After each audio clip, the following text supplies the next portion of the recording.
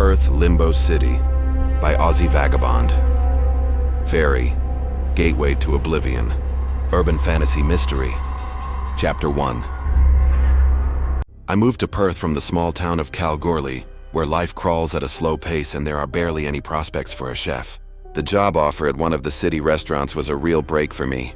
Decent pay, professional growth, and a chance to finally feel that my skills were valued. The city beckoned with a sense of a fresh start, the buzzing activity, and the lights reflecting off the Swan River at night. This was a place where you could begin again, among unfamiliar streets, strange faces, and endless possibilities. I wasn't so lucky with housing. I rented a small room in an apartment in South Perth with windows facing the bay, where the city lights reflected in the evenings. Despite the modest conditions, in the very first days I felt that this place was the start of something new, that my life could truly change here. The ferries ran regularly, and every day for me began and ended with that short 10-minute water commute. At first, I enjoyed these little trips, watching the passengers' faces, the cheeky gulls and the dignified pelicans that boarded on one bank and disembarked on the other. But more and more often, I was remembering Elin, and a panic attack would wash over me. With my silent agreement, she had an abortion. We thought it was a necessary decision, but it tore us apart. I ran away into a new life, but I dragged my old self along with me. I kept my gaze fixed on the opposite bank, but mentally returned to where it all ended, to where it was impossible to fix what was done. Several weeks passed, and everything proceeded as usual. Work, home, playing computer games until late at night. One night I was almost asleep when I heard a bell ring. Weird, I thought through the sleep. There was no AC in the room, so the windows were open and a light breeze came off the bay, shifting the curtains. The bell rang more insistently and longer, as if summoning someone. I grabbed the phone from the nightstand. The time was 1:15 a.m. The ringing from the street continued. I walked over to the window. The darkness over the bay seemed thicker than usual, and a strange silhouette was reflected in the water. I didn't immediately realize it was an old ferry. A faint light from its lamp slid across the waves. The captain's cabin loomed above the deck, as if looking down on everyone, and an old metallic bell hung right by the side, ringing muffled but distinctly. There wasn't a single passenger on the deck, and only the captain stood at the wheel. As far as I knew the ferry schedule, this old clunker couldn't be a passenger vessel. Maybe some kind of utility boat, but it could behave more quietly at this time of night. Since then, the strange ferry appeared every night precisely at 1:15 a.m. Each of its appearances seemed to creep closer to my consciousness, taking hold of my thoughts and dreams. After a couple of weeks, it became an obsession. I woke up beforehand, heard the bell ringing, and, as if enchanted, went to the window, watching the mysterious old boat slowly arrive and depart. One morning, I caught my two roommates in the kitchen and asked if they knew about the old boat that came to the dock every night exactly at 1:15 a.m. They also worked in the city and knew the ferry schedule well, so no boats could possibly be out at that time. Naturally, no one heard the bell. Apparently, they were deep sleepers. I asked fellow commuters a few more times on my daily trips about the strange old ferry, but no one knew anything, not even the ticket clerks and inspectors. One night, I clearly saw the captain. His figure showed through the smudged cabin glass, indistinct and blurry. It seemed to me that he turned his head and looked right at me. Something unpleasantly clenched in my chest, and I silently watched without taking my eyes off him as the ferry stopped, as if inviting me in. I returned to bed, trembling with the strange sensation of vague longing that completely overwhelmed me. Even then, I subconsciously understood. I would step onto that boat and it would happen very soon, and it did. One night, I realized I couldn't just watch anymore. As if submitting to someone else's will, I got dressed, left the apartment, and headed for the dock. There was emptiness and silence all around, the kind that makes your ears ring. At 1:15 a.m., the bell rang. The ferry slowly and almost silently glided to the dock and stopped right in front of me. I looked inside. Empty. Only the faint flicker of an old lamp lit up the cracked seats and worn railings. The captain stood at the wheel, a dry, small old man in an old-fashioned canvas uniform. He looked at me without surprise, only calmly nodding, inviting me aboard. I stepped onto the gangplank. The board creaked under my foot. A light breeze from the bay hit my face and the smell of old wood and water struck my nostrils. The ferry slowly pulled away from the dock and started moving. I sat in the middle of the boat on a cold, slightly damp seat. We traveled the familiar route toward the lights of Perth to Elizabeth Quay, slowly and smoothly, as if gliding through the air. I felt an inexplicable lightness, even euphoria, gazing mesmerized at the black soft waves. I couldn't remember why I had boarded, but I felt a strange sense of calm. Gradually, however, the picture began to change. The ferry slowly plunged into a thick fog, and the lights of Perth disappeared from view. The shoreline also grew darker. The streetlights flickered and went out one after another. The light breeze picked up, and with it the creaks of metal fittings and the engine's drone intensified. The cold dampness of the fog soaked into my clothes and skin. I was suddenly snapped out of my daze. Why did I get on this ferry? Where is it taking me? What the hell is going on here, and where are we? By the feel of it, we should have been at Elizabeth Quay long ago. I pulled out my phone. The time showed 2:15 a.m. I jumped up and ran to the captain. The old man stood at the wheel, looking straight ahead, calmly steering the boat into the impenetrable distance. I hammered on the glass partition of his cabin, but he didn't even turn his head. "Who are you? Where are you taking me?" I shouted, feeling the panic rising in my throat. Then the ferryman slightly turned his head. His voice sounded indifferent and weary, like a man who has been doing the same job for many years. "Not there yet. We'll be on the spot soon." In desperation, I hit the glass with all my strength, but it felt strong, like it was armored. And then the engine went silent. The boat slowed and stopped. In the dense fog, I made out the silhouette of the gangplank, and stumbling, I stepped outside. Chapter 2. I stood on the dock, holding onto the cold railings, trying to figure out where I was. The fog began to dissipate, and a faint moonlight pierced through the gray haze. The outlines of the plaza slowly began to appear. I realized it was Elizabeth Quay, but it was somehow broken. Everything around looked as if no human had set foot here for decades. The white arches of the spanda structure were covered in rust streaks and green patina. Their smooth steel now resembled old bone. The bird sculpture by the bay, the one that always brought a smile, stood crooked, peeled with sunken eyes. The glass chapel nearby was half shattered.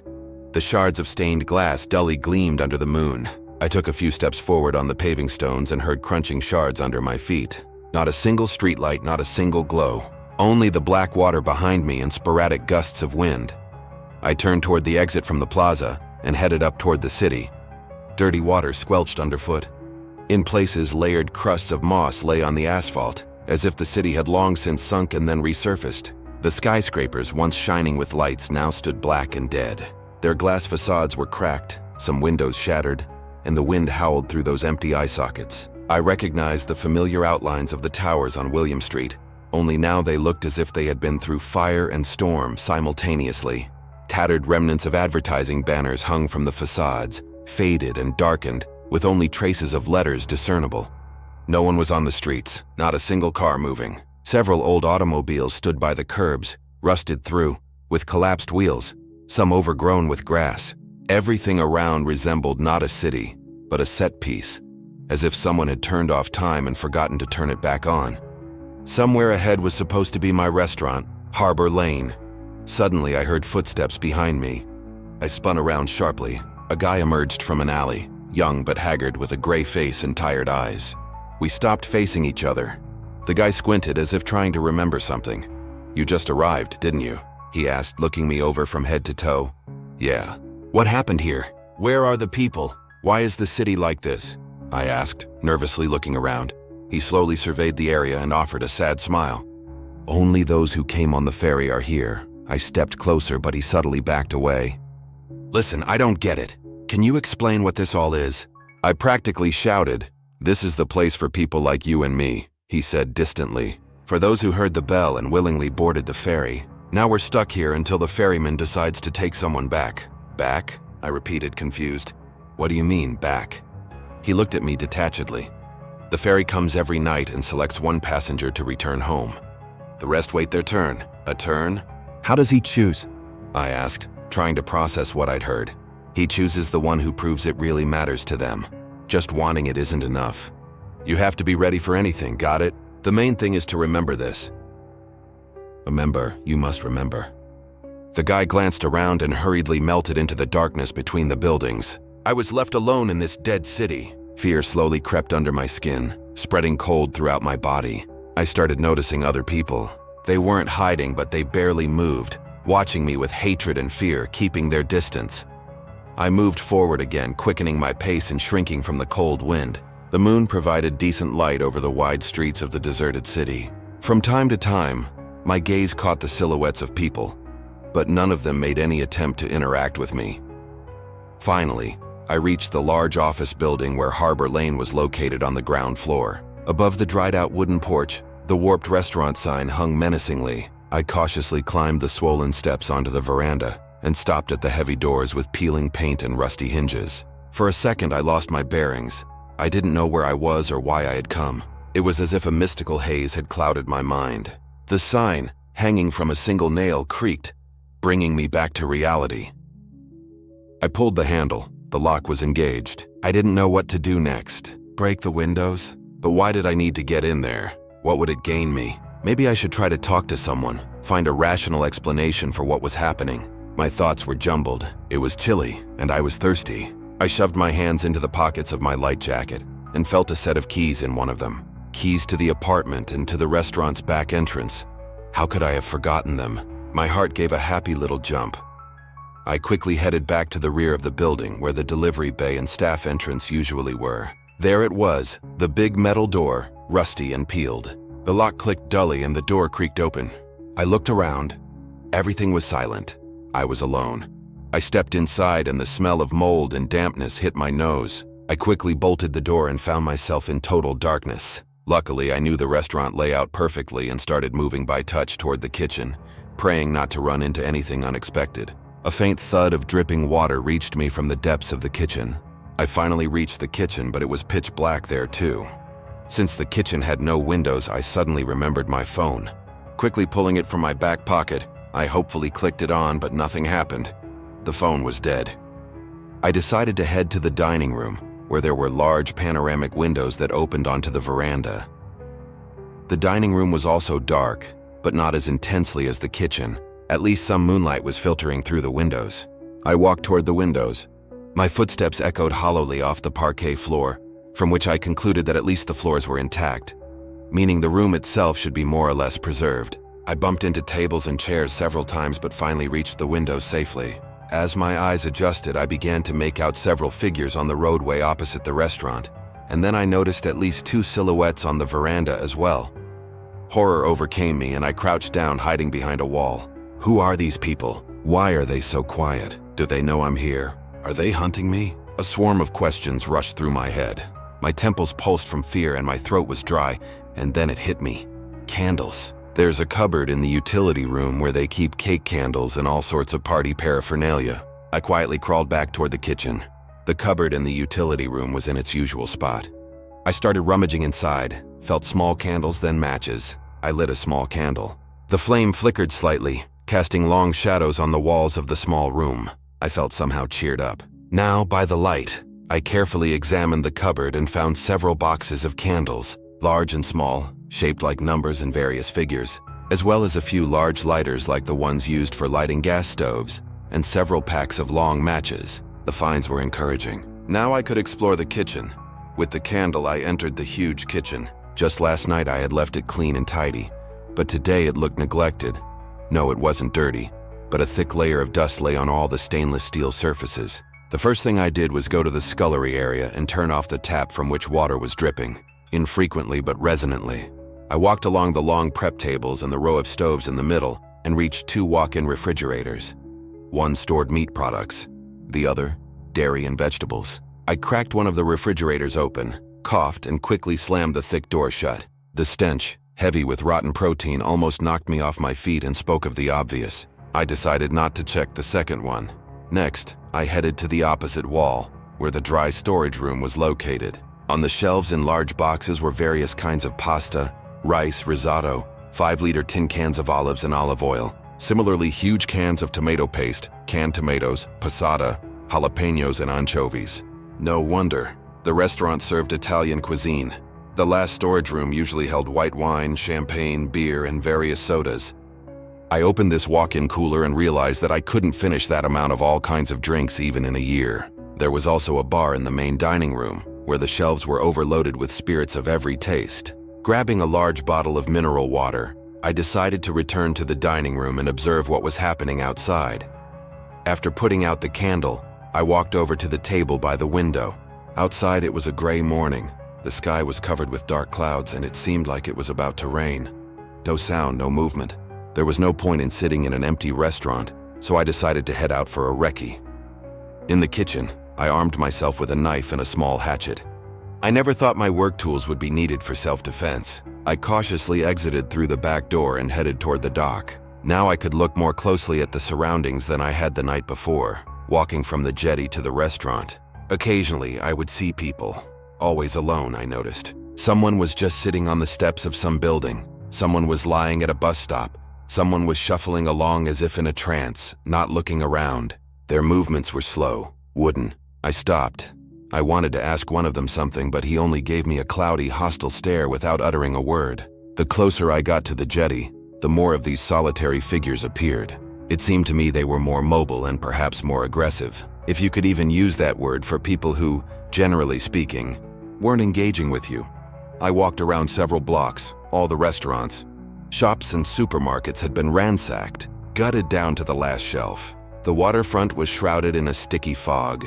The water in the bay beat against the shore in black waves. I peered at the opposite bank where my apartment was, but saw only a hazy fog. I could have walked around the bay. I don't know how long that would take, but something inside told me it was pointless. I remembered the guy's words. The ferryman arrives every night and takes one worthy person. So that's why there are more of these strange people here. They are all waiting for their ride. I need to come back here tonight and try my luck. It's a good thing I have an untouched hideout and food supplies. I returned to the restaurant and lowered the blinds on the windows. My stomach rumbled, so I decided to check if the gas stoves were working. They were. There were enough gas bottles, so I was lucky here too. I boiled a portion of spaghetti, poured myself a decent amount of limoncello, and settled down on a soft sofa at a large table. It was cold in the restaurant, and I remembered that in the back utility room, there should be outdoor gas heaters that the staff put on the veranda on cold winter evenings, as well as warm throws that our customers loved to wrap themselves in while sitting on the terrace in bad weather. I dragged one heater into the dining room, grabbed a couple of throws, and made myself comfortable on the sofa. The only inconvenience was that I couldn't tell the time. The hours dragged slowly. I slept a little, occasionally lifting the blinds to estimate the time, but outside, there was only a constant, pale gloom. Finally, night fell outside the windows and a faint moon emerged. Time to go. I drank a shot of whiskey for courage, armed myself, and headed for the dock. By the water, as before, lay a thick fog. The number of people had increased. They kept coming and coming, emerging from the white haze. I kept my distance. It was important for me to clarify the situation, to understand how it all worked. It was getting colder, and a fine, miserable drizzle started to fall. From time to time, I took a sip of whiskey from the bottle I'd brought. It warmed me up a little. The people crowding on the jetty, however, seemed not to notice the cold. They craned their necks toward the bay and waited in silence. They resembled trained animals whose existence had been reduced to a single command: wait. Suddenly, the familiar bell rang, and a roar stretched along the waterfront from hundreds of voices. Everyone simultaneously rushed onto the pier. I wanted to as well, but realized I wasn't ready, and remained paralyzed watching what was happening. And what was happening was truly a bloodbath. People were moaning, screaming inarticulately and savagely shoving each other. The bell grew closer from the fog, and then yesterday's ferry emerged in the dim light of its lanterns. I watched as the small gangplank lowered, and those standing closest began to fall into the water.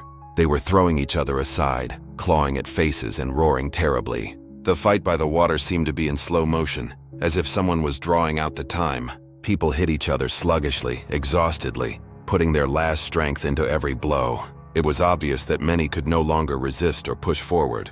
The most alive, the most desperate ones were shoving right at the gangplank. The rest just stood nearby, swaying, silently watching the scene. But no one was getting onto the gangplank. Some invisible barrier was preventing them from boarding. I didn't understand what was stopping these people from crossing that threshold. After all, the boat could easily fit 30 people.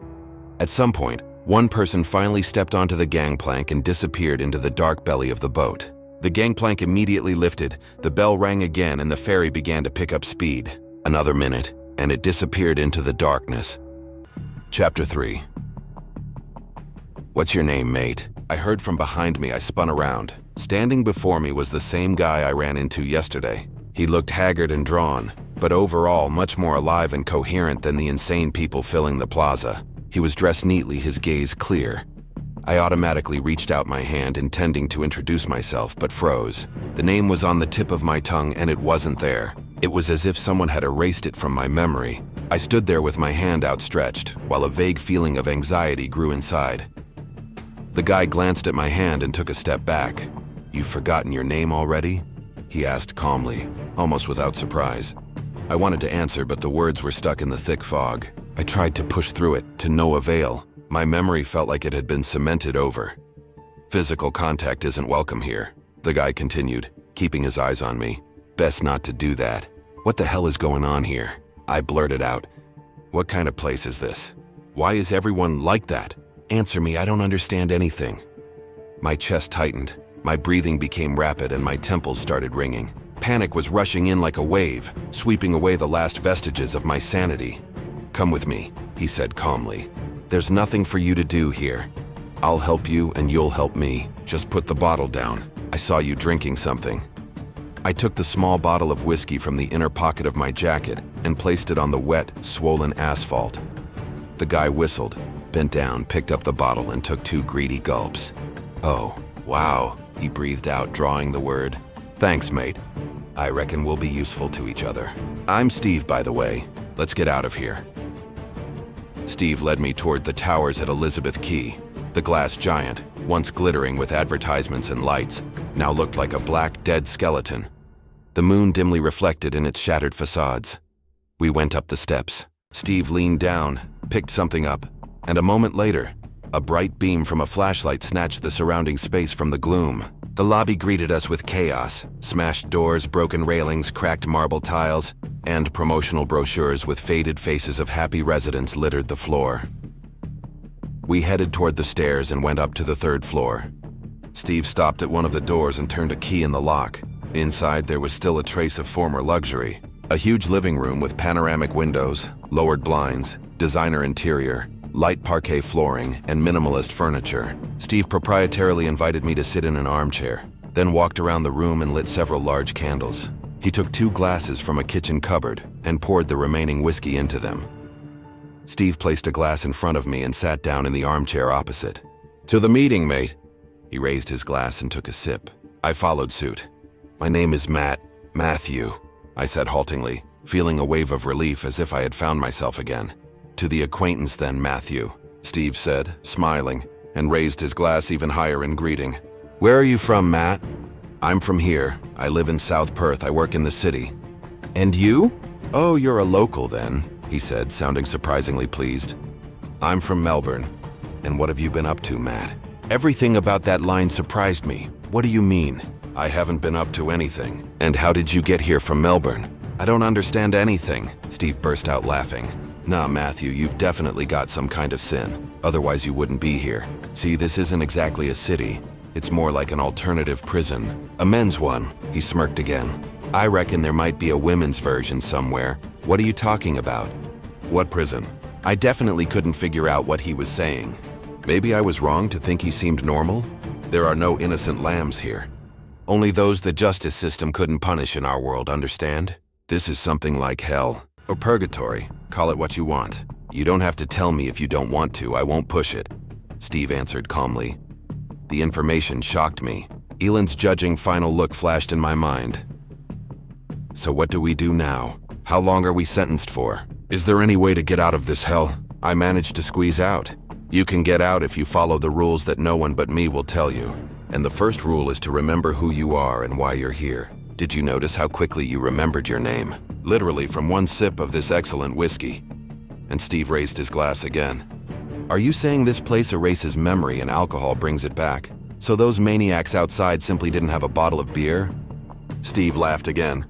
"Well, essentially you're right. If they had even water, they'd look a fair bit perkier. But that's the problem here. Everything was ransacked ages ago. Though if they had known from the start what I knew, their chances would have been better. This place truly erases memory, but in return, it won't let you die of hunger or cold. The sun never shines here, yet people are alive and don't need food or water. They are, in principle, zombies who are programmed to wait for the ferry. That's the only purpose they have left. Unfortunately, They don't even remember why they need the ferry. They just want to get on it. But the ferryman only takes the one who has served their time and hasn't forgotten their name.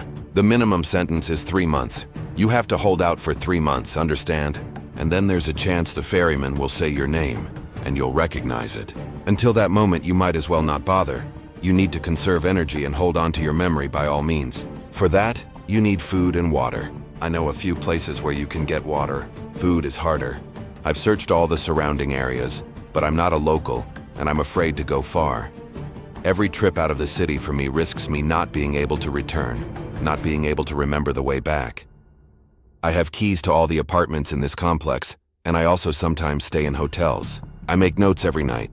That's how I keep track of time. I also write my name everywhere. I have notes in every pocket and on my hands too. But it's hard alone. There's no one to remind you if you suddenly forget to drink or eat something. That's why I need a companion. It's mutually beneficial, sticking together. I thought everything over after our meeting yesterday and decided we could be useful to each other. You just arrived, and your memory is fresh.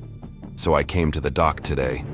I knew I'd meet you before it was too late. It benefits me that you're a local, and it benefits you to know what I know. I hope to get out of here in 2 weeks, but you'll have to last 2.5 months. Tell me, Matt, does this arrangement suit you? Yeah, absolutely. And how do you know all this, Steve? Who told you all this? I asked. You won't believe it, but I've known about this place for a long time. See, I wasn't a good person, and I deserved to end up here. About 5 years ago, I got mixed up with a bad crowd that dragged me into the drug business. I had a granddad, a really insightful old bloke. He knew right away that I was in deep trouble and told me about the city of Oblivion. He was here himself many years ago when he was my age and was also getting up to some mad stuff. I didn't believe him back then. I figured the old man was losing it and trying to rein me in with some kid stories. Then about a year ago, my girlfriend died from an overdose. She did it to herself in principle, but I was her dealer. Since then, I started noticing the night ferry that kept calling with its bell. I was pushing dope at that very spot on the waterfront at night. The rest, I guess, you know. Got it. And why did you say that physical contact isn't welcome here? Also, I noticed people here shuffle around alone. Why don't they cooperate? Should I be afraid of them? I asked. You noticed everything correctly, Steve nodded. I said that to test your sanity. I don't need trouble. It's just a precaution. You just arrived. You still have the energy for all kinds of craziness. He nodded his head toward the window. And them, they simply forgot why they need to cooperate. But on an instinctive level, they fear contact, and that's why they look hostile when someone approaches. That doesn't mean you can be carefree. The city has been ransacked, which means some people are still in their right minds, and they're looking for sustenance. Those competitors are the ones I wouldn't want to meet. That's why I'm always armed. He pulled a small knife from behind his back, and as you might have noticed at the jetty today, when the ferry appears, many of them become aggressive. They don't have much strength. They can no longer figure out how to arm themselves, but they still charge, like it's their last fight. Steve looked at me through his raised glass, squinting. Now, Matt, answer me this. Where did you get this marvelous drink? You didn't bring it with you, did you? You're right, I said. I found this whiskey here. And by the way, you really were lucky to run into me. And not because I'm a local only conditionally. I moved here 4 months ago. Before that, I lived my whole life in Kalgoorlie. I smirked. I worked until yesterday, at an Italian restaurant here in the city as a chef. After we ran into each other yesterday, that's exactly where I was heading. I have a key to the back entrance, just like the other staff. It's always with me on my house key ring. And as you can guess, there are enough supplies of food, drinks, gas, and water there to last not just 3 months. The only thing that surprises me is why the restaurant hasn't been ransacked yet. I winked. Want me to cook you some spaghetti aglio olio? Oh, mate, I reckon I hit the jackpot. Steve whistled. And I was still doubting whether to go to the jetty for you. So why are we sitting here? Let's bail to your restaurant. I haven't seen hot food in ages. My stomach is actually clenching at the mere thought of pasta. In the evenings, we sat by the panoramic window, drinking excellent wines or just beer with crackers, and planning our departure from this hell. We dreamed about how we would meet up in real life. Over this time, we became good friends. He advised me to find one of the newly arrived, cautiously of course, after his departure. It would be great to find a sane companion and, so to speak, pay it forward. help them not to perish, and keep myself from going crazy from loneliness. For this, I would need to go to the plaza daily and look out for the newly arrived. The trick is that when the ferry arrives with a newbie, and it arrives daily, no one sees that particular ferry. They only see the ride that takes a passenger away. So you just have to watch for when a surprised lost soul emerges from the fog, and then follow them, observe them, then bump into them accidentally. Well, do everything according to the scheme Steve used with me. It turned out that I was his third attempt to find a partner. The two before me had failed the sanity test. The night came when, by Steve's calculations, his sentence was over. Well fed and armed, we set out for the pier. The plan was simple: break through the crowd. That shouldn't have been a huge problem. People were exhausted and weak, but there were many of them. Our advantage was that we were of sound mind and could act in an organized way. Plus, we had eaten well and had the physical strength for resistance. The plaza was already filling up with people.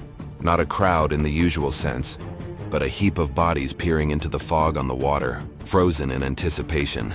We stopped at the entrance to the jetty, watching the crowd begin to grow aggressive. When the bell rang and the boat's dim lanterns appeared in the fog, the crowd roared and started pressing against each other even harder. We advanced with quick bursts, pushing and throwing aside the stubborn ones who grabbed us and tried to pull us away from our goal. Those who fell were trampled by the mob. A hail of blows rained down on us, but fortunately, these hits were not very painful. People were putting the remnants of their strength into them. We, however, efficiently tossed them aside and moved toward the gangplank, which was already lowered but which no one could step onto. We almost broke through, just a couple of steps remaining, when I saw a knife plunged into Steve's back right up to the hilt. I was simply paralyzed. From the ferryman's cabin, the voice clearly carried, Steve Hart, please come aboard. At that moment, Steve was looking at me with wide-open eyes and as if in slow motion sinking to his knees. I drew my knife and hatchet and lunged toward him with doubled fury. But the moment I reached him, Steve was kicked and shoved into the water. I only managed to see his white sneakers in the black water. I screamed and started striking wildly at anyone nearby. Someone's warm blood splattered on me. I heard the captain pronounce a few more names. Soon I realized the ferry had pushed off from the shore. The people shuffled back. The dead and wounded were left on the jetty. I remained on the shore. Silence and emptiness overwhelmed me. Steve Hart. Where did we miscalculate? Chapter 4. Exhausted, I watched the crowd gradually disperse. My heart was pounding. What had just happened? We thought we had planned everything well, and that even if the ferryman didn't say Steve's name today, we would keep coming here until the 3-month period was over. It was hard to count the days here. We relied only on the moon, which seemed to appear more often than it should have. But we were too careless. We never noticed any surveillance. Now it was clear. There is still someone else in the city with their memory intact. Who? How many of them? Was this an accident or a planned attack? I had made enemies. Now I had to be extremely cautious. I was ready to be alone for 2.5 months, but I didn't expect it to happen this way and under these circumstances. The cold was creeping under my skin. I had to get back to the shelter. I carefully scanned the plaza, trying to figure out if anyone present was watching me. I crossed the plaza at a quick pace. If anyone was pursuing me, I'd know it immediately. The locals generally don't move fast. Once I reached the deep darkness, I stood behind a lamppost and, holding my breath, watched to see if anyone moved in my direction. A minute later, 2 people swiftly entered the alley, one close to the wall, the other closer to the roadway. The one closer passed within a step of me. My heart beat treacherously loud. I stopped breathing. They turned the corner. I waited a few seconds and quietly moved to follow. At the next intersection, a wide avenue opened up, bathed in moonlight. They split up, one right, one left. I didn't risk it and quickly headed back. I skirted the block through dark yards and emerged near our apartments. Hiding by the lobby, I waited some time before disappearing inside. I didn't even risk turning on my flashlight. Once in the apartment, I knocked back a generous shot of whiskey and burst into tears. I spent the whole night sitting in the dark by the large panoramic window, drowning my sorrows with whiskey and coke. I watched the ghost people wander the plaza and considered what to do next. I need help. I won't manage alone. I could even form my own crew from the newly arrived, since I don't know how many enemies I have. A new day dawned, if you could call it a day. The sky was once again overcast with clouds from the ocean, and a nasty drizzle began. I went to sleep. I had a plan. I woke up when the moon was out again and the clouds had parted. After a quick meal and dressing warmly, I went out to the plaza. Slowly, without drawing attention, I made my way to a spot that offered a good view of the dock. An inconspicuous bench under a wide awning, from which I should be hidden from curious eyes. Dark silhouettes began to converge on the plaza. Someone was just aimlessly shuffling in circles. Someone was craning their neck toward the bay, sniffing like a dog. I didn't know when the ferry with the new inmate was supposed to arrive. All that was left was to wait and hope I hadn't missed the ride. After a while, the bell rang, and the lonely, shuffling people instantly activated and began to form a crowd at the dock. It was the same as always, an ugly scene of insane people. I watched the unfolding bloodbath with detachment. Everything repeated itself. Soon the ferry departed. With a passenger? It was possible that no one had remembered their name today. Steve used to say the ferry often leaves empty. The crowd immediately began to disperse slowly, and then I saw two figures quickly break away from the crowd and head away from the plaza. These were clearly my pursuers from yesterday. Does that mean there are only two of them? Who did they come for this time? Maybe me? Or do they not care and just come here daily as if it were an attraction? My heart hammered with another jolt of adrenaline. I shivered and took a sip of whiskey. A sharp wind blew from the bay and momentarily swept the fog from the pier. I managed to glimpse a few motionless bodies on it. And so it is every day, I thought. People dwell here for years in oblivion without a chance to return, eventually remaining on that pier forever. By my estimate, about 2 hours had passed. I was already thoroughly frozen and had decided to head home when suddenly a gust of wind cleared the jetty, and I saw a person walking away from the boat. The pier was empty. Where did all the bodies go? The thought flashed through my mind, but I focused on the figure emerging from the fog. He cautiously stepped out into the plaza and began looking around. I watched. From my cover, it was unclear how old the man was. He was definitely shorter than me, but quite broad. Someone stirred next to him, one of the poor blokes sitting leaning against the railing. The newcomer first recoiled from him and then, apparently deciding he was a homeless man, asked, "Mate, what's with all the bloody hell around here?" The reply was a menacing growl. The man laughed. "You're a proper beast." "I see, mate. What the hell did you drink? Go home. You'll catch a cold here." The answer was an inarticulate grunt. "Fair enough, mate. Take it easy. I'm not here to break your buzz." And he headed towards the middle of the plaza. I stood up and moved after him, keeping to the shadows. So far, I understood one thing. He was young and seemed harmless. Meanwhile, he stopped in the middle of the plaza, spun around and yelled, "Hello!" His voice echoed and broke against the haze. It sounded so unnatural in this silent world. He cupped his hands around his mouth and yelled again, "Hello! Anyone alive?" Silhouettes started peeling away from the walls. Some grunted, others began wandering like ghosts. The guy apparently hadn't expected to see this and just stood there in the moonlight, gawking at what was happening. I raised my voice slightly and said, "Mate, stop yelling if you don't want trouble." He sharply spun around toward me and started looking closer, but it was impossible for him to make me out. I quietly stepped back about 10 meters to the side. He headed toward the position where I had just been. "Hey, mate. I don't want trouble, honestly. Can you tell me what the hell is going on?" I paused for a moment, wondering if I was doing the right thing, if I had made a mistake. "Stay right there," I said. "I'm staying," he said and stopped. "Mate, I told you, I don't want any problems." "Where did you come from?" I asked. "Botany Bay." He replied. "From Sydney then?" I clarified. "Well, yeah. And what a beautiful little spot I found myself in. I'm stoked, to be honest." He laughed. I thought that maybe this cheerful bloke was a good guy. And I said, "All right, mate, I'll step out now and try to explain where you are. But be warned, I'm armed and my mates are nearby, so no mucking around, all right?" "No worries, mate. Done deal. I'm not stupid. I get it." I stepped out from behind my cover. "So you're from Sydney, hey? Ever been to Perth before?" I asked. "Been to Perth heaps, actually. Why?" He seemed surprised by my question. I gestured around the plaza with my hand and said, "Well then, welcome back to Perth." He stared at me, then carefully looked over the plaza and said, "What kind of apocalypse hit you lot? And how the hell did I end up here? I got on a boat from Botany Bay 20 minutes ago." "All right, mate, keep your voice down. Unpleasant people might hear you," I said. "You mean these guys?" He nodded at the vagrants who were staggering around the plaza, alarmed by his shouts. "Nah, there are worse beasts around here. My name's Matt, and yours?" "I'm Tom." He held out his hand to me. I decided not to act like Steve and shook his hand. It was surprisingly massive and incredibly strong. "Righto, Tom. Now let's get out of here quickly before we land in a prang. I'll explain everything once we're there."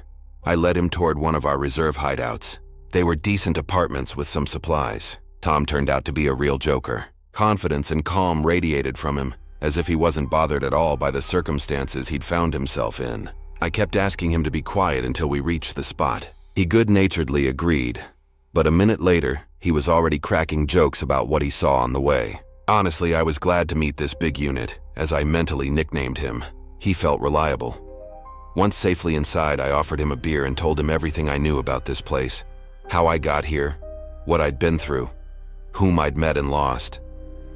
Tom listened carefully, first with disbelief, then with increasing concentration. Then it was his turn to talk. He turned out to be a boxer, quite successful, even famous. I'd never been much into boxing, I admitted, so I didn't recognize him. He had been to Perth for competitions many times, as well as all over Australia and abroad. The reason he ended up here, according to his version, was apparently because he had landed a good hit on an opponent at a championship about 6 months ago. It was a normal fight. That athlete died in the hospital a couple of months later, having never come out of a coma. Tom said that this really knocked him for six. Although there were no claims against him, tragedies unfortunately happen in that sport.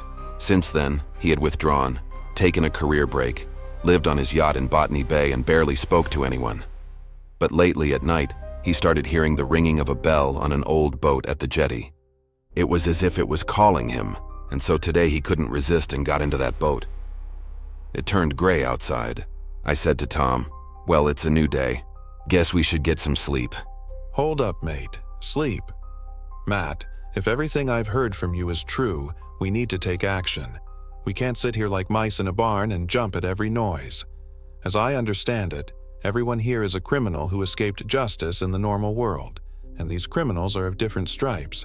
We have to restore justice. Nobody has the right to kill people for fun. We need to find out their base, how many of them there are, and where they get their survival resources. I'm really grateful to you for meeting me and explaining everything. Without your help, I reckon I'd be wandering around the city aimless, like all these poor buggers, in a couple of days. We can't let your mate Steve's life be wasted like that. He saved you. You saved me. And now we need to clean this place up. We don't have the right to let every newcomer lose their mind and stay here forever in oblivion. You're a good bloke, Tom, but you're forgetting that our supplies are limited. This place eats your memory and erases your personality. How are you going to feed everyone? This place has no sun. Only moss grows here. How are we going to provide food for everyone? I asked. No dramas. I'm sure we'll work something out. I can't believe that in a city this big we can't find a source of food. You found food in your restaurant, and those two dirtbags you told me about aren't living on air either. So, we'll expand the boundaries and go scout other areas. I forgot to mention, I added. Steve and I tried to go beyond the limits of the city, but the further we went, the more clearly we felt the delirium. Neither food nor water helped. We always rushed back within the city limits. Looks like our prison has borders. Right then, we'll sort that out later. Tom nodded. The more of us there are, the better the chances of everyone getting back. We have to bring order here. I'm not going to sit in a hole and quietly watch people turn into zombies around me. Are you with me, Matthew? Tom asked seriously. I understood that nothing would stop this man. He had a purpose now, and he would move like a tank to achieve it. I'm with you, Tom. Good on ya. Let's head out to the jetty then. We need to check out the location. We'll decide what to do next on the spot. He said. Fair enough. Here you go then. I handed him a knife. He smirked. Mate, was I beating my fists on a punching bag all my life for nothing? Let's go. We've got big things to do. Tom and I walked toward the Elizabeth Quay jetty. My partner carefully observed what Perth had turned into. In the gray haze of day, the plaza looked like a chaotic mosaic of decay and destruction. We approached the ferry terminal. The structure, consisting of several piers, looked like a rusty, broken skeleton stretching into the murky waters of the Swan River. Tom's gaze caught the canopy over the platform. Its roof was covered with translucent polycarbonate, once bright blue. Now it was a faded, peeled, and crisscrossed structure riddled with a web of fine cracks. Tom quickly, without a word, leaped onto the rusty casing of the automated ticket machine and immediately grabbed hold of the nearest metal support of the canopy. Agilely like a monkey, he climbed up. I watched him with concern, but Tom wasn't bothered by the structure creaking beneath him. I'm a middleweight. It'll hold me. He laughed. No worries, mate. I've sorted out the observation spot for tonight. He carefully walked across the roof, lay down, took aim, and asked, How thick is the fog when the ferry arrives? When the ferry comes to pick up a passenger from here, the curtain is of medium density. When it brings a newcomer, the fog gets much thicker. That's good. I hope I can see the whole picture from this vantage point. Then I showed him my observation spot, and he approved my choice. I led him to the restaurant. We needed to eat and then get some sleep before night fell. We returned to the jetty when the moon had already taken its position. We also needed to take ours. Tom quickly clambered onto the roof, while I went to my shelter under the awning where I had spent several cold hours yesterday. Everything was familiar. A gray haze stretched over the black river, and hundreds of silent people peered into the fog. Finally, the bell sounded, and hundreds of ghosts rushed onto the pier. From my cover, visibility was zero. I could only hear the meaningless roar of the unfolding hell on the jetty. A few minutes later, the softened crowd began to flow back into the plaza, scattering in different directions. I clearly spotted the two self-aware figures heading in the same direction as yesterday. As I watched to see which alley they would turn into, a hand landed on my shoulder from behind. After them, mate. We need to track down their den. If we chase after them now, we'll miss the arrival of a newcomer, I said. Fair enough. You stay and wait for the new bloke, and I'll follow those scumbags. You don't know the city. It could be a trap. Let's wait for the next ride. This task will be easier with three of us. Don't get ahead of yourself, Tom. Caution won't hurt. You're right, mate. Let's wait for the new passenger. Those savages will pay for everything. What did you see, Tom? I asked. Those galas, just as you suspected, are simply slicing people up, indiscriminately. It looks like they've hatched a plan to wipe out everyone who still has the instinct to come to the jetty. That way, they're clearing the path for their own departure. They figured out that they can only board if the captain says their name, but they obviously haven't worked out when that happens. So they are cutting down everyone they can get their hands on, probably figuring that eventually only their names will remain. There are at least a dozen bodies on the jetty now, and about the same number in the water. We sat down on a bench near the jetty, slowly sipping whiskey and waiting for the next ferry trip. About 30 minutes later, we noticed a small light floating in the haze. A moment later, a silhouette appeared. Ah, well, look who finally showed up, Tom said quietly but cheerfully. The man stopped, rubbed his eyes, looked over the plaza, took a drag on his cigarette, and declared bullshit. He leaned against the railing, continuing to peer into the surrounding area and smoke. He looked at his watch, pulled out a lighter, shone it on the dial, tapped it, and said again, bullshit. He was in just a shirt and jeans, and the weather, it must be said, was not promising the scent of roses. We were sitting literally 5 meters from him, but he clearly didn't see us. Good day, mate. How's it going? Tom asked. The man sharply turned in our direction. I'm fantastic. How about you blokes? He continued to stand in his spot and smoke. It's a bit nippy today, wouldn't you say? Tom inquired good-naturedly. Agreed, the man said. Can you tell me where I might grab a drink at this hour? I can tell you that. My mate and I have everything right here. Fancy a short to 12-year-old? Tom offered. Wouldn't say no. How much am I going to be slugged for service like that? The man asked unflappably. We have a promo running today. Advertising a new brand. Don't be a mug. Take it. Tom continued to enjoy the moment. Listen, fellas, at least come out into the spotlight, he said, pointing a finger at the moon, because I don't usually drink in back alleys. Tom and I stood up and took a couple of steps toward the newest resident of our dwelling. Not a muscle twitched on his face. He just took a deeper drag on his cigarette. I'm Tom. This is my mate, Matt. We don't wish you any harm. Quite the opposite. We were sitting here waiting for you, organized a whiskey delivery. Thanks for the warm welcome, Tom and Matt. I'm Sergeant Dean. Well, blow me down. A whole sergeant. We reckon we're in luck today. Hey, mate? He nudged me with his elbow, uncapped the bottle, poured some whiskey into the lid and handed it to Dean. Drink up, Sarge. You might catch a cold. The sergeant, entirely unfazed, took the cap and knocked it back. Cheers, fellas. And now you probably want to explain all this to me. He gestured around the area with his head. Yeah, Sarge, you're a quick learner. Come with us. I doubt you've got a better offer, Tom said, and extended his hand. We crossed the plaza and found ourselves in the Towers territory. Dean whistled. Never thought I'd have the honor of living here. What do you blokes charge for rent? Seeing as how the electricity and water are temporarily out and the loos outside, it's peanuts, Tom replied. We went up to our apartment. I lit the candles and invited Dean to sit down. He surveyed the former luxury of the designer interior and said, "Can't stop anyone from living the high life, can you?" I asked him, "What do you prefer to drink at this late hour?" "Excellent service, fellas. Jack and Coke, please." I poured the amber liquid for everyone into crystal glasses and we clinked. Welcome, Dean. Welcome to hell, Tom said. Thanks. I figured as much. I'm ready to hear about the devils.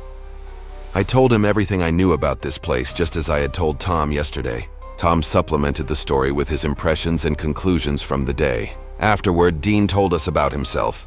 He was a detective from Perth, CBD Police Department, 45 years old.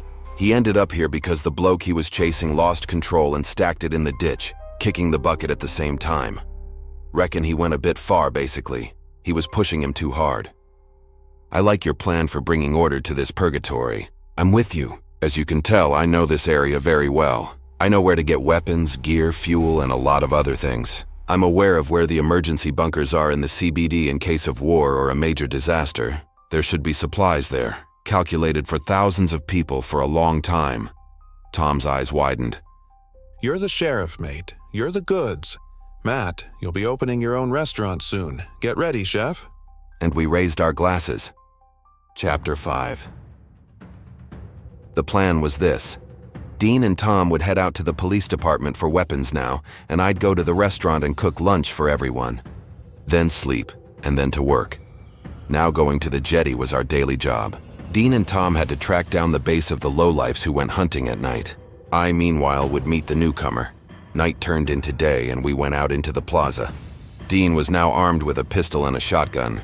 Tom and I declined weapons. I showed them the direction the scumbags always took, and Dean immediately figured out where he and Tom should take an observation position.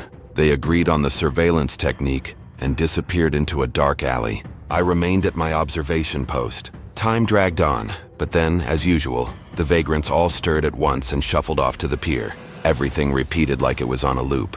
I again saw two dirtbags quickly disappearing into the alley where my mates were already waiting for them. "Good luck, fellas," I whispered.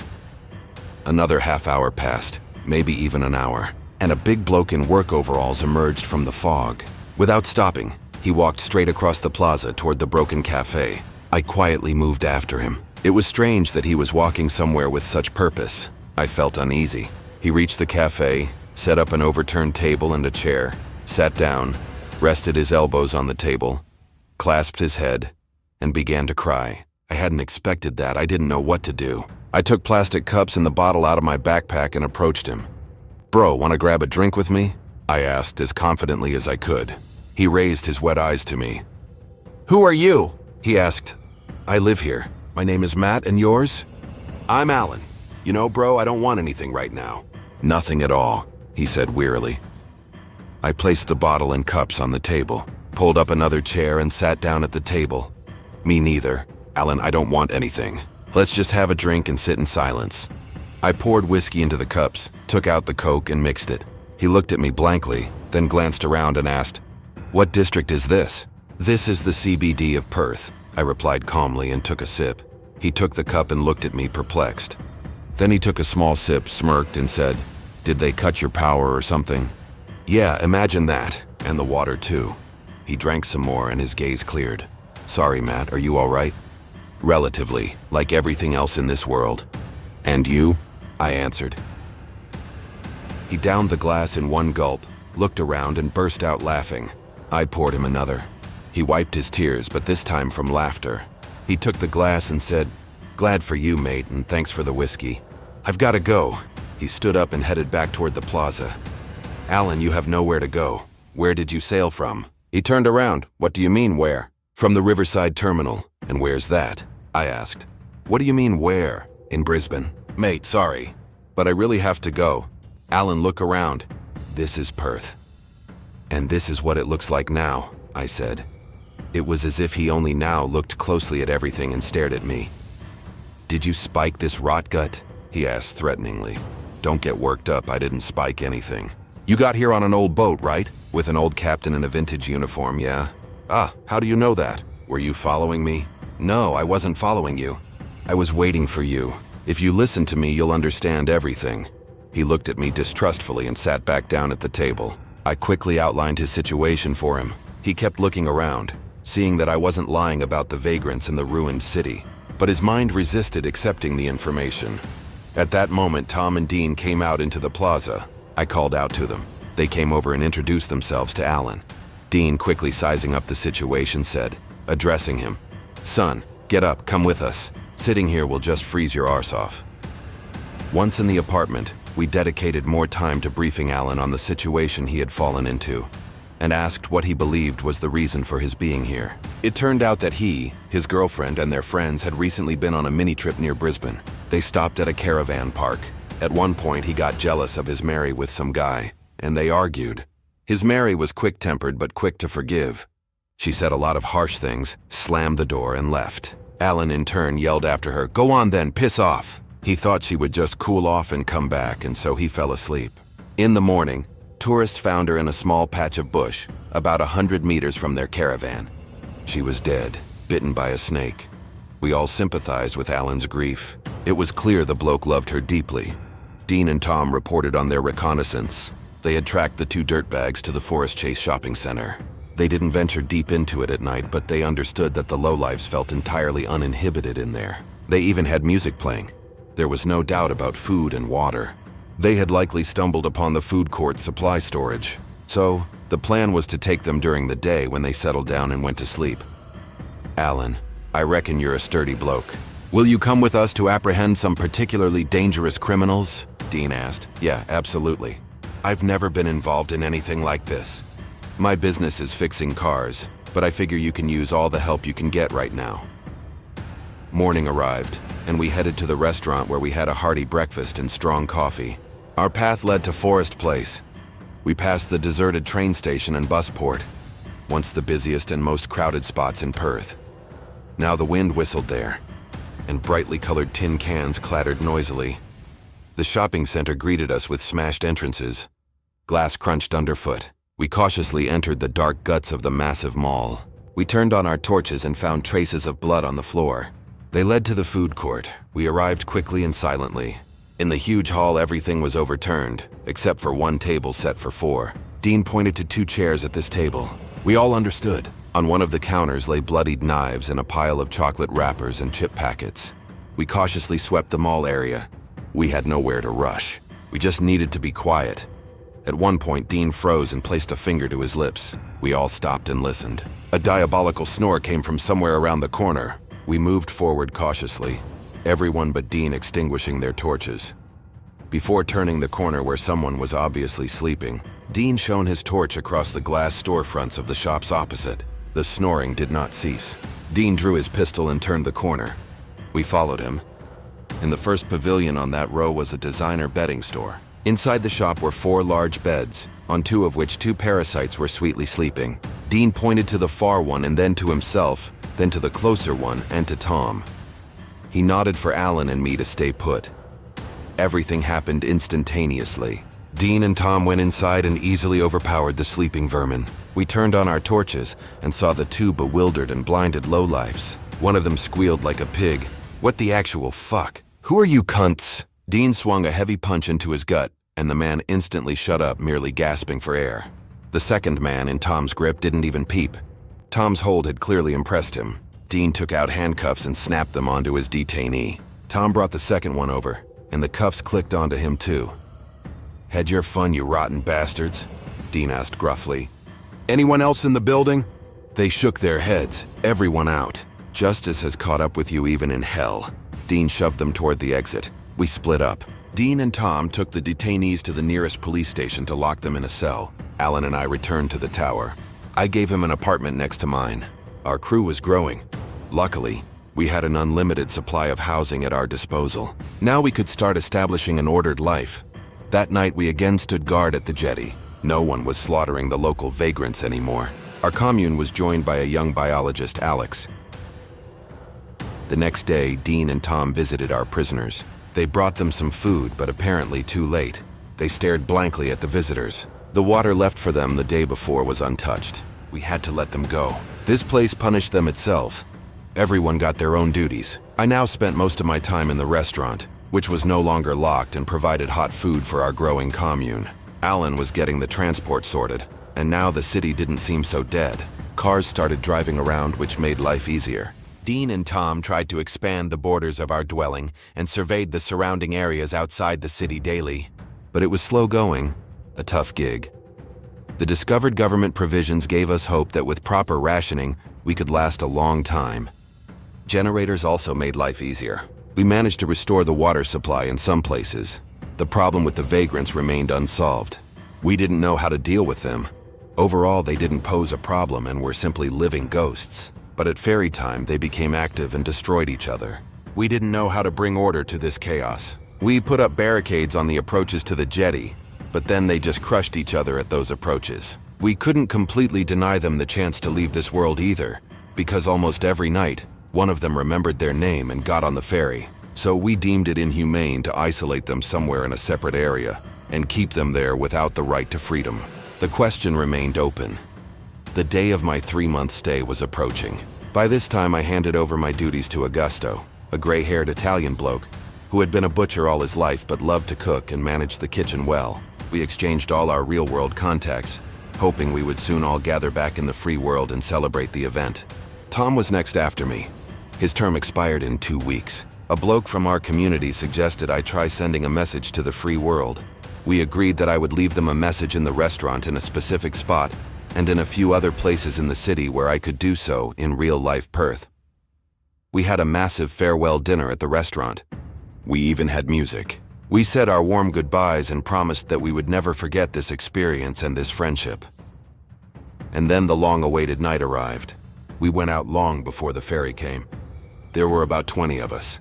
Earlier in the day, we blocked the entrance with cars, which we could easily bypass, but which created a good barrier for the vagrants. We occupied the entire pier. The tense wait for the ferry began. Everyone nourished the hope of a successful outcome.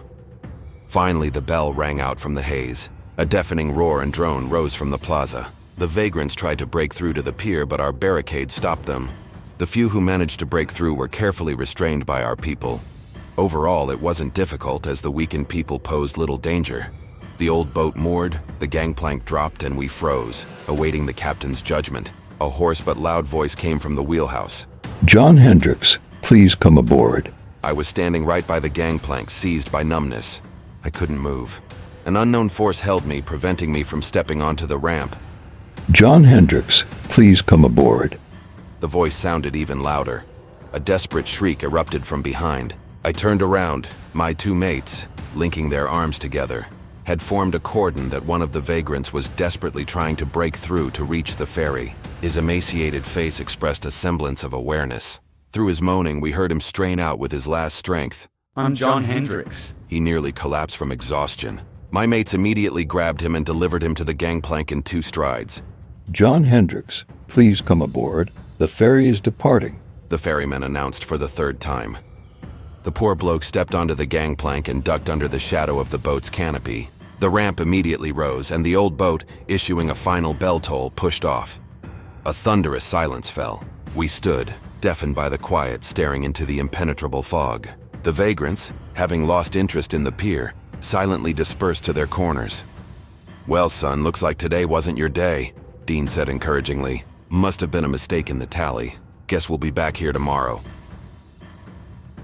Past 3 days, or nights. We went to the jetty with the hope that today the ferry would come for me, but despair had already settled in our souls. Only Tom remained cheerful, constantly joking that it had been ages since he'd been to the capital of Western Australia, where, as he recalled, there were mass palms on the foreshore and perfectly manicured lawns. You could understand him, as his term expired in 2 weeks, and I was still here.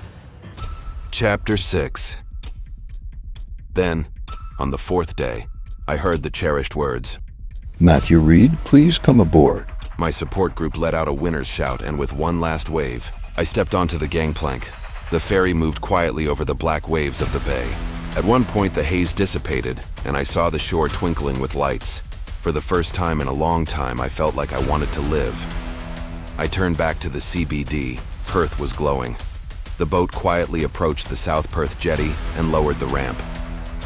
"Cheers, Captain," I said and walked decisively toward my home. I pulled out my phone. The screen showed the time 1:25 a.m. and the date October 30th. I had been gone for 10 minutes. I looked back. The pier was empty. Waking up the next morning, I looked in the mirror. My hair was completely gray and deep wrinkles creased my face. More than 2 weeks passed. I went to work as usual, only now this city was different to me, and the restaurant where I worked was different too. I was different too. I don't know yet in what way, but definitely different. I even discreetly placed the message in the agreed spot, but it remained there. I tried to convince myself that I wasn't losing my mind, that it was just a glitch in my brain from stress. Toward the end of November, I received a call from an unknown Sydney number. G'day, is that Matthew Reed? A cheerful voice rang out. We've got a promo on for Hazy Key Whiskey. Fancy coming down for a tasting?